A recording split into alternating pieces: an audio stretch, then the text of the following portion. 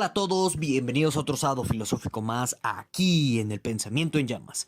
Y bueno, pues en esta ocasión vamos a reflexionar acerca de este fenómeno conocido como el de la risa, en el sentido de, bueno, pues qué es el fenómeno de la risa, qué implicaciones sociales tiene el que nosotros adoptemos cierta consideración sobre la risa y en este sentido, retomando a un clásico de los estudios del humanismo, estoy hablando en concreto de Conrad Burkhardt, bueno, pues vamos a obtener un barómetro a partir de la definición o de la concepción de qué puede hacer de la risa, bastante particular respecto a cuál es la situación de nuestras democracias a nivel de tolerancia, a nivel de, pues digamos, interconectividad de personas, a nivel de malestar social y demás, porque bueno, pues la risa, como ya veremos en otras concepciones a lo largo de este sábado filosófico, la risa es un barómetro que nos indica qué tanto se tolera la crítica hacia ciertas esferas de poder, hacia ciertos grupos sociales y en este sentido en concreto, pues nos revela qué tan tolerante es en realidad nuestra sociedad. Entonces, esta reflexión sobre la consideración de qué es la risa, pues nos da todos estos elementos para medir este barómetro, ¿de acuerdo? Bueno, ahora bien, claramente cuando nosotros aventamos hacia el aire la pregunta sobre qué es la risa, fácilmente nos podemos perder. Entonces, lo que yo les recomiendo que hagamos en este sábado filosófico es reconstruir o tener al menos una breve genealogía de las diversas concepciones respecto a qué es la risa para que, bueno, pues todos tengamos un suelo más o menos firme, más o menos sólido, a partir del cual pues nosotros podamos decir qué es la risa y ver si nuestra definición o nuestra descripción de la risa ajusta o no a ciertas circunstancias, a ciertas épocas y ciertas particularidades y demás. Bueno. Y ya para cerrar esta breve introducción de este sábado filosófico, te recuerdo brevemente dos cosas. La primera es que en el fotograma de este sábado filosófico, bueno, pues puedes encontrarte una serie de libros que yo te recomiendo a modo de bibliografía por si gustas adentrarte más en la temática que vamos a analizar a continuación.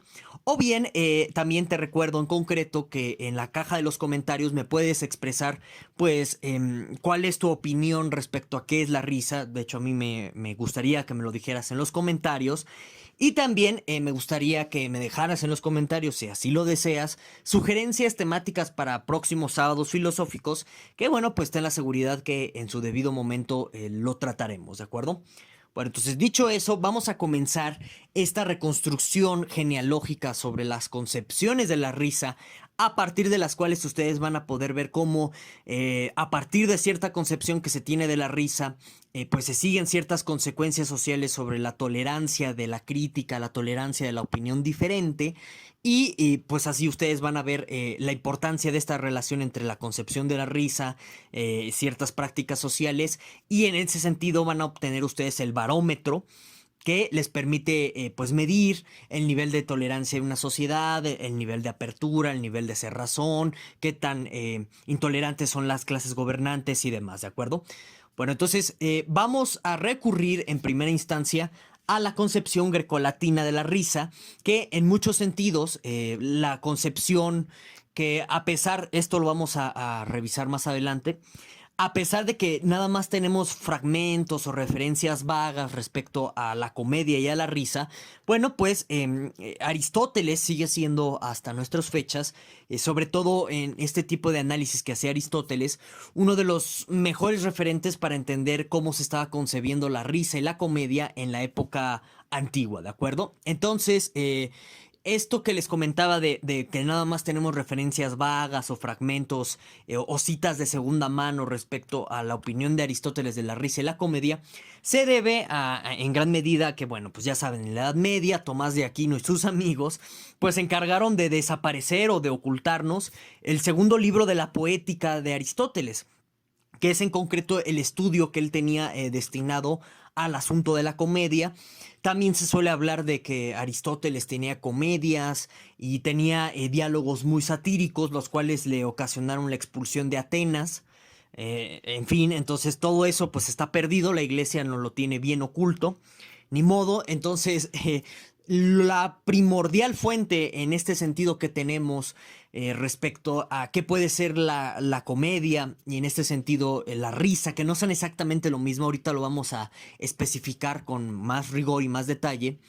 Bueno, pues el primer referente más concreto, más confiable que tenemos respecto a la concepción aristotélica de la risa y la comedia es el libro cuarto, y en realidad son unas cuantas líneas en donde Aristóteles pues hace una distinción muy particular de la comedia. Estamos hablando en concreto en el libro cuarto de la Ética Nicomaquea de Aristóteles, ¿de acuerdo?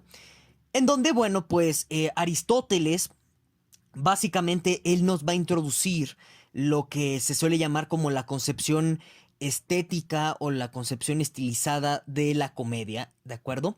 Y aquí, a partir de esto que les voy a leer, vamos a poder distinguir también la diferencia entre risa y comedia, ¿de acuerdo? Entonces, dice Aristóteles en este libro cuarto de la Ética Nicómaco lo siguiente: los que se exceden en sus gracias aparecen como bufones y vulgares.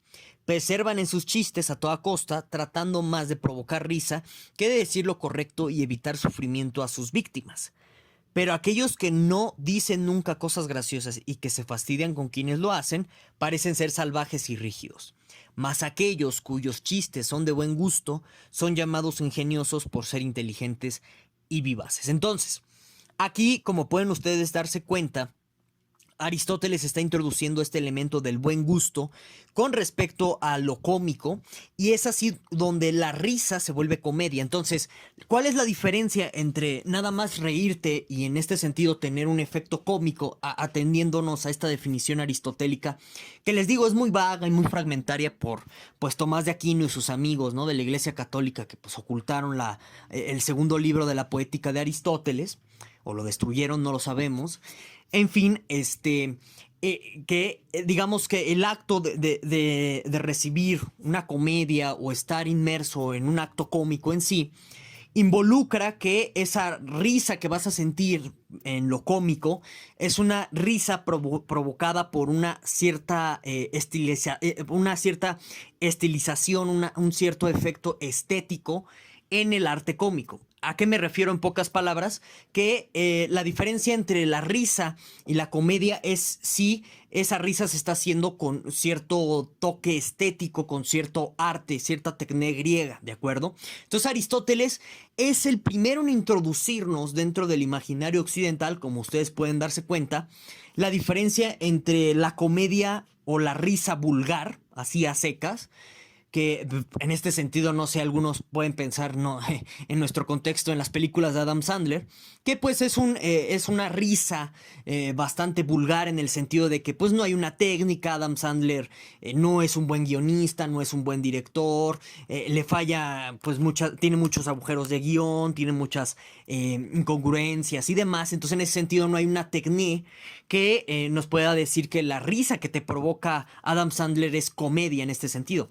Sin embargo, por ejemplo, en La Comedia de las Nubes, en donde se está satirizando a Sócrates en concreto, por parte de Aristófanes, pues ahí lo que ustedes pueden encontrarse es comedia. Esa risa va a ser una risa cómica porque pues no, pues hay toda una técnica. Aristófanes sabe organizar en actos pues el acto cómico en sí, sabe hacer ciertas analogías chistosas o cómicas y demás, y entonces en ese sentido él tiene una técnica. Entonces, bajo la concepción aristotélica, como les digo, él es el que diferencia entre la risa vulgar y ya una comedia o una risa refinada, que versa en que, bueno, pues la risa refinada o la comedia en sí parte de algún tipo de técnica, ¿de acuerdo? De una técnica griega. Y en este sentido hay unas implicaciones sociales muy considerables, ya que, pues digamos que bajo el mundo helénico, las personas que, por ejemplo, se distinguía en este sentido, las comedias que se hacían para cierto tipo de personas sofisticadas, que se hacían en cierto tipo de ágoras, y pues simplemente los payasos que se paraban en plazas públicas en Atenas, en Esparta y demás, y hacían bufonadas en este sentido para pues ganarse la vida. Le arrojaban una moneda al bufón, al payaso de la plaza, y pues y ya, de eso vivía, y se iba la gente satisfecha, nada más haciendo chistes esporádicos, como nos dice la definición de Aristóteles antes mencionada, mencionada, que les importa más como la forma en lugar del contenido de este mismo mensaje, etcétera. Y entonces en este sentido, Aristóteles con esta definición que, vamos, no es suya en sentido estricto, sino que la recoge o está bebiendo directamente del imaginario griego antiguo. Bueno, porque recordemos, esto lo digo entre paréntesis, que muchas de las cosas que escribió Aristóteles en la Ética Nicomaquea no son suyas en sí. Quizás lo que podríamos afirmar que es suyo es la cuestión de la vida contemplativa, pero como modo perfecto de la felicidad o la felicidad en sí misma. Pero todas las demás definiciones que podemos encontrar de definiciones éticas son definiciones que provienen de un análisis de las costumbres, de los famosos etos griegos, ¿de acuerdo? Bueno. Ahora, entonces, lo que va a provocar Aristóteles en el imaginario es una división, como pueden ustedes darse cuenta, de por clase a partir de lo que te hace reír a ti. Entonces, en este sentido, no nos debe de extrañar sobre todo en la época del neoclasicismo francés, se usara mucho a Aristóteles como para marcar o construir un cierto canon artístico que lo que hace es discriminar, separar entre la comedia de clases altas y la comedia destinada para el pueblo, para los vulgares, para los corrientes, etcétera, ¿no? Que esto, ahorita lo vamos a ver, va a tener una suma importancia para la cuestión de la comedia carnavalesca durante la Edad Media. Bueno, ahora, esta es la concepción que va a durar, que va a perdurar, y como ustedes pueden darse cuenta, a partir de considerar que existe algo así como una comedia o una risa sofisticada, en contraposición de una comedia vulgar, etcétera. Bueno, aquí encontramos ya una separación de clase a partir de aquello que te hace reír. Entonces, en el mundo antiguo grecolatino se podía medir en muchos sentidos si eras una persona de clase alta, educada y demás, si te hacían reír ciertas cosas en lugar de otras, ¿no? En fin, entonces vean, ahí están las consecuencias sociales, donde la risa aquí se está concibiendo como un tipo de esparcimiento que entre más sofisticado sea, más sofisticado va a ser el intelecto y la posición social de la persona a la cual se está haciendo reír, ¿de acuerdo? Bueno, ahora, siguiendo, por ejemplo, a estos analistas como Burdak de el fenómeno de la risa y su transición entre la Edad Media y el humanismo, a mí me fascina una frase que voy a parafrasear aquí, ¿verdad? A grandes rasgos, sobre la consideración de qué es la Edad Media en términos de la risa. Según Burdak, la Edad Media es un periodo en donde la gente deja de reír y se pone a llorar. Entonces, en este sentido, lo que está sucediendo en la Edad Media es que va a eclosionar lo que ahorita pues ya conocemos más o menos como la cultura de la cancelación, pero en realidad esto de la cultura de la cancelación es un invento del medievo, sobre todo una invención de la Iglesia Católica, que lo que pretendía hacer en primera instancia era perpetuar cierto poder eclesiástico, prohibiendo ciertas formas de expresión que eran contravenientes directamente a dicho ejercicio del poder eclesiástico, ¿de acuerdo? Si se dan cuenta, la práctica sobrevive y se mantiene hasta nuestros días, nada más que en lugar de la iglesia, pues son otras personas quienes ejercen este tipo de prácticas de cancelación. En fin, ¿cuál es en este sentido la justificación que tiene la Iglesia Católica para la cancelación? Pues más que nada es una justificación religiosa netamente, que por ejemplo en muchos sentidos está representada de una manera excelente dentro de la novela de Umberto Eco del Nombre de la Rosa, y que pues también está pues esta película homónima a la novela, protagonizada por Sean Connery, súper recomendables tanto la novela como el libro, en donde, bueno, pues el abad Jorge, que aquí entre paréntesis, pues Jorge es una alegoría de Borges, que ahí mete Humberto Eco y dice muchas cosas interesantes de Borges cuando fue director del Sistema Nacional de Bibliotecas en Argentina en su momento y demás. Bueno, ese es otro tema, pero bueno, aquí tanto en la novela como en la película del Nombre de la Rosa podemos encontrar la concepción medieval respecto a la risa, resumida por Humberto Eco, que pone en las palabras de este bibliotecario Jorge, ¿de acuerdo? Básicamente, Jorge envenenó el libro de la Comedia de Aristóteles, el segundo libro de la Comedia de Aristóteles, porque le dice a Abso y a Guillermo de Baskerville que reírse quita el temor a Dios. Y sin temor a Dios, pues todo es un caos, ¿no? Entonces, en pocas palabras, lo que está entendiendo la Iglesia Católica por la risa es, y sin distinguir entre una risa sofisticada y una risa vulgar en primera instancia, lo que entiende por la risa, y en ese sentido la comedia, sin esta distinción entre sofisticada y no sofisticada, es un acto de insolencia contra Dios, que en muchos sentidos, les digo, esto ya es una cuestión más teológica que filosófica, en muchos sentidos están basándose los sacerdotes medievales judio-cristianos en el famoso pasaje de la Biblia en donde pues Dios le dice a Abraham que va a tener tantos hijos como el número de las estrellas, y Abraham se ríe, ¿no? Dice, pero ¿cómo yo, un señor tan viejo, etcétera, yo voy a tener un hijo, ¿no?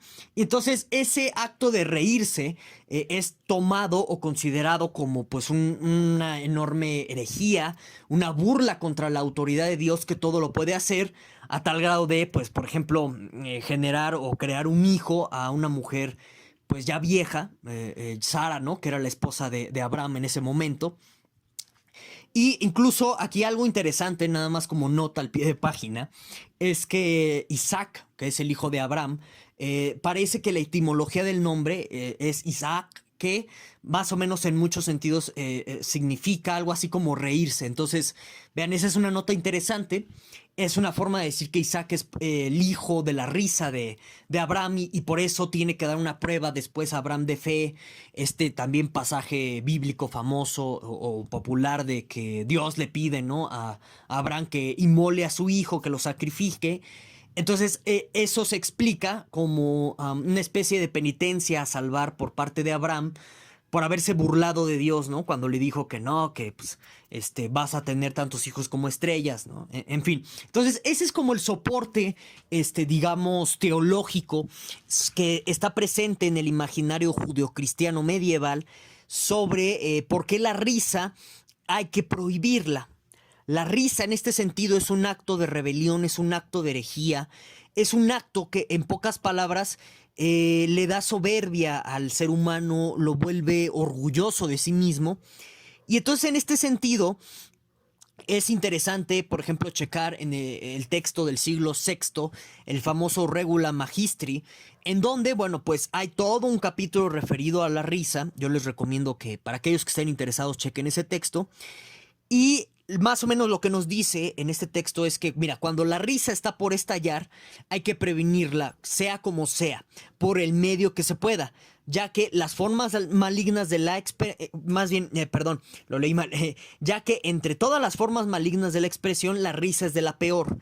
Cosecha el diablo los peores males del hombre, ¿no? Entonces, en este sentido, ya pueden ustedes ver que, por ejemplo, el hombre eclesiástico, perdón, el hombre eclesiástico en este contexto, ¿no? Que tiene la máxima autoridad de la iglesia, es un ser serio, con una expresión imperturbable, con una expresión que no conmueve a la risa. De hecho, reírte de un sacerdote, pues era pena de muerte segura. Y en este sentido, lo que se hace en muchos sentidos, a nivel simbólico, a nivel de emotividad, es adornar las iglesias medievales, lo cual sigue manteniéndose hasta nuestra fecha, de lo que se suele llamar el temor de Dios, ¿no? Porque ustedes, si entran a una iglesia, en la iconografía judio-cristiana católica, pueden ustedes observar escenas de dolor, escenas de agonía. Pues simplemente el Cristo crucificado, pues ya es una escena de agonía. Hay escenas del purgatorio y demás. No hay en ningún rincón alguna referencia o alusión a la risa, porque de nuevo pues es considerado como un acto de rebelión pura que incita a burlarse de Dios, ¿no? Incluso dentro de la teología medieval hay un enorme debate acerca de si, por ejemplo, Jesús reía, ¿no? Bueno, esa es toda una discusión, porque si no reía, Entonces no era del todo humano, no era humano en sí. Esto es otra consideración aquí importante que mencionarles. El ser humano, al ser hijo del pecado original, etcétera, pues digamos que tiene una preponderancia natural por reírse. Entonces, por eso el Magistri recomienda ciertos ejercicios de castigo, de penitencia, para que la gente no se ría, ¿no? Bueno. Entonces, la discusión aquí teológica sobre si Jesús se reía o no es compleja, porque si tú dices que Jesús no se reía, entonces a lo mejor no es humano, entonces no se entiende del todo lo del semi-hombre y demás. Y entonces entras a otro tipo de debates teológicos muy propios de la escolástica. En fin, no me voy a meter en eso, pero aquí observen que justo una consecuencia inmediata social respecto a esta concepción de la risa como algo irreverente, como algo rebelde, como algo que lo que hace es ofender, discriminar, incluso alejar al ser humano de Dios. ¿Discriminar en qué sentido? Discriminar a, digamos, discriminar en este sentido etimológico original como dividir o separar. A eso me estoy refiriendo con discriminar, ¿de acuerdo? Bueno, entonces, la consecuencia social aquí es que a nivel social se prohíbe de una forma generalizada la risa. Sin embargo, vean, la Iglesia Católica puede ser lo que ustedes gusten y manden menos tonta.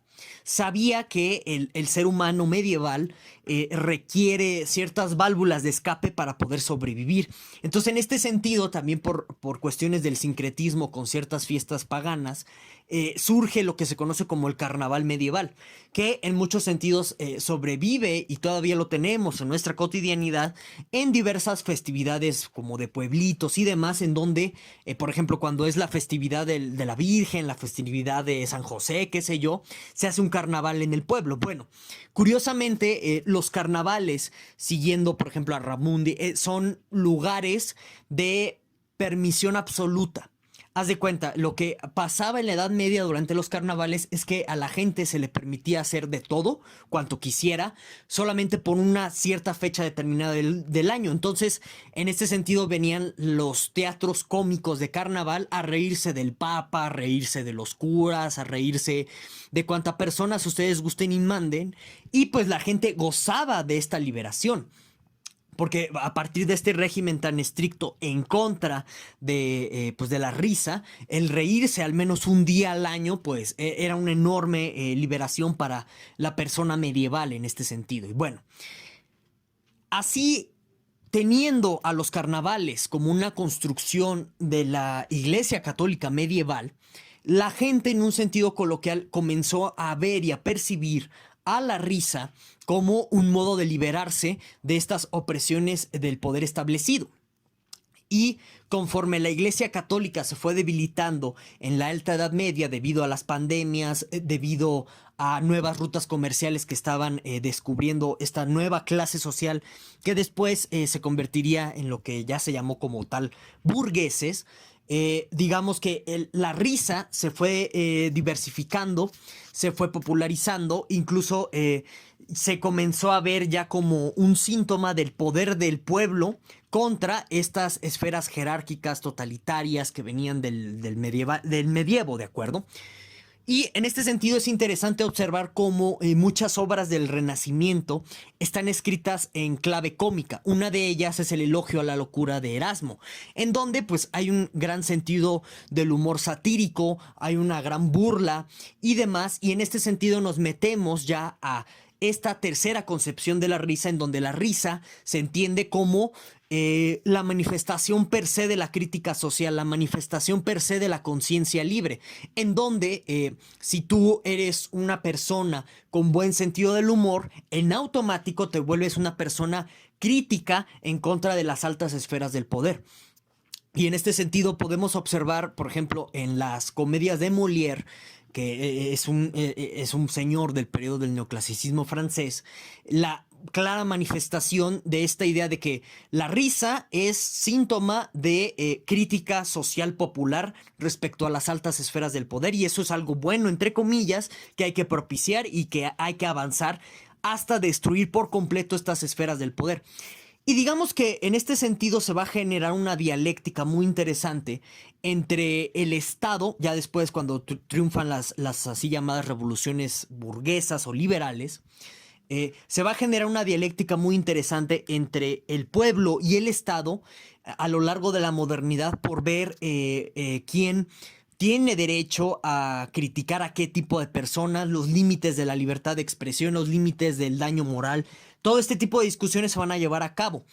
Sin embargo, por ejemplo, ya cuando llega Bergson con su famoso ensayo de la risa, aquí podemos encontrar pues una cuarta concepción del fenómeno de la risa en donde no solamente nos va a revelar otro tipo de consideraciones muy importantes y muy particulares respecto a qué es la risa, sino que va a inspirar a la larga. Sobre todo esto lo vamos a poder ver de una forma muy clara, muy patente pues en este librajo de Popper de la sociedad abierta y sus enemigos. Va a inspirar una versión en donde quien se ríe está discriminando a otras personas, y ya discriminando en nuestro sentido coloquial, no en el sentido originario de discriminar que usé minutos atrás, ¿de acuerdo? Entonces Bergson fue mal interpretado. Se cree con base en este ensayo de Bergson que quien se ríe discrimina a otros, y pues digamos que este es el nuevo motor de este aparato inquisitorial medieval llamado cultura de la cancelación en nuestros días. Es su justificación, ¿no? Pero a ver, ¿qué nos dice Bergson en pocas palabras? Y esta es la cuarta concepción de risa que vamos a revisar en este sábado filosófico, y con ello terminamos. Bergson en pocas palabras lo que nos dice es que la risa es un fenómeno de despersonalización y es un fenómeno puramente normativo al final del día. ¿Por qué? Porque digamos que tú te burlas, nos dice Bergson, de aquellas personas de las cuales no te sientes identificado. Es decir, si por ejemplo a lo mejor tu mamá se cae por las escaleras, a lo mejor no te ríes, o a lo mejor no te ríes para nada de la misma forma a que si se cayera un completo desconocido por las escaleras, ¿de acuerdo? O si por ejemplo a ti te dan un golpe en la cabeza tipo Chavo del Ocho, pues a lo mejor no te ríes porque es tu dolor, tú lo estás experimentando, a comparación de cómo te reirías si golpean, lo agarran a coscorrones al Chavo del Ocho, porque no es tu dolor, ¿de acuerdo? Entonces no te identificas con ese dolor, y en pocas palabras, la despersonalización es elemental para que exista el fenómeno de la risa, nos dice Bergson, ¿de acuerdo? Pero también en el fenómeno de la risa existe un componente normativo muy particular, en donde, bueno, pues te ríes de los deformes, socialmente considerados así, te ríes de las conductas morales inapropiadas, te ríes de ciertos estereotipos y demás. Y en este sentido, la risa lo que produce es un elemento normativo correctivo de ciertos tipos de personas, conductas y caracteres socialmente no permitidos. Entonces, lo que nos revela el ensayo de Bergson es la ruptura, o bueno, lo que termina por decirnos Bergson es que es un mito eso de que la risa es un acto de libertad o un acto liberador como lo creían en la modernidad, ¿de acuerdo? Sino todo lo contrario, es un acto normativo que se da pues tanto en altas clases como en bajas clases, ¿de acuerdo? Bueno, y aquí el detalle fue que, por ejemplo, personas como Popper malentendieron esto. También, por ejemplo, Popper malentendió el concepto de sociedad abierta, que es pues de Bergson en teoría o en realidad, y lo consideró Popper como, entonces la risa es un tipo de instrumento que sirve para discriminar personas. Y eso no se sigue de lo que nos está diciendo Bergson. Porque, en primer lugar, tú te puedes...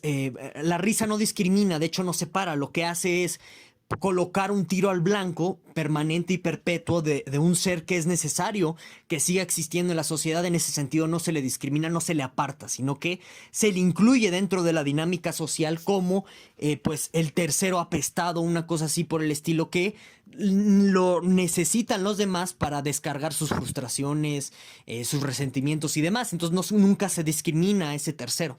Pero bueno, Popper pues lo agarró como muchas cosas a su conveniencia, a su modo, lo malinterpretó. Y pues de ahí vienen ciertas inspiraciones de otros personajes que alientan o alimentan lo que se suele llamar hoy en día como la cultura de la cancelación, ¿de acuerdo? Pero bueno, ese es otro tema.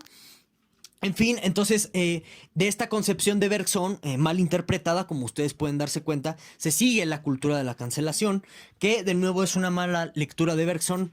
Y ya con eso, pues yo cerraría este sábado filosófico. No sé qué quieran ustedes comentar, si desean comentar algo, bueno, pues ya saben que aquí abajo está pues la cajita de comentarios. Muchísimas gracias a todos por escuchar. Nos vemos, hasta la próxima.